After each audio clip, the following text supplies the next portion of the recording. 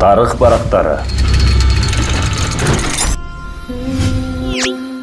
Жалал-Абад тарыхында башка шаарлардай баягы эле Кокон хандыгы, андан кийин Россия империясы жөнүндө гана тарых барактарында жазылыптыр.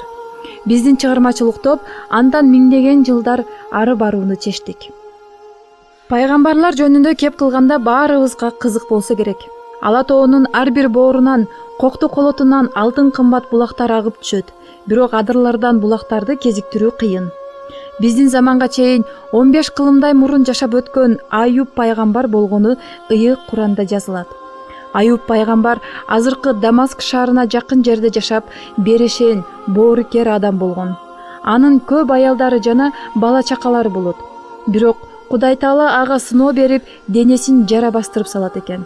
Андан жийиркенген туугандары жана жердештери шаардан кууп чыгышат.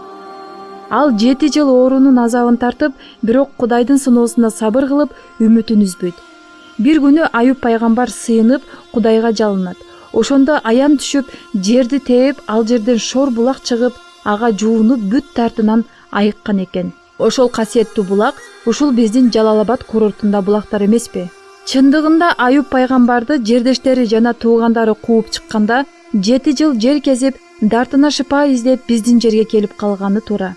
Дал ушул касиеттүү булактардын артынан ыйык жер же ыйык шаар деп аталып калган. Тагыраак айтканда, Жалал-Абад, Жалал перс тилинен которгондо атак, даңктуу же ыйык дегенди, ал эми Абад шаар дегенди түшүндүрөт.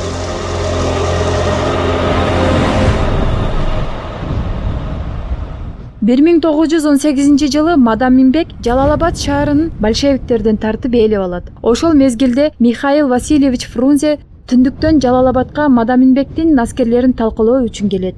Дал ушул Жалал-Абад шаарынын темир жол вокзалына Фрунзе Ленинге телеграмма жолдойт. Телеграмманын маңызы төмөндөгүдөй болгон: Мен азыр же аскер болуп кете албай, же баш оту менен партиянын жумушуна кирип кете албай, эки анчы болуп турам.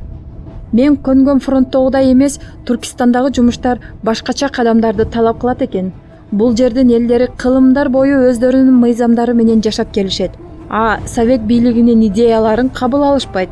Бул идеяларды буларга туура үгүттөш керек же күч менен киргизиш керек. Мына ушундай тарыхнамалар менен Жалал-Абад шаары эскерилет.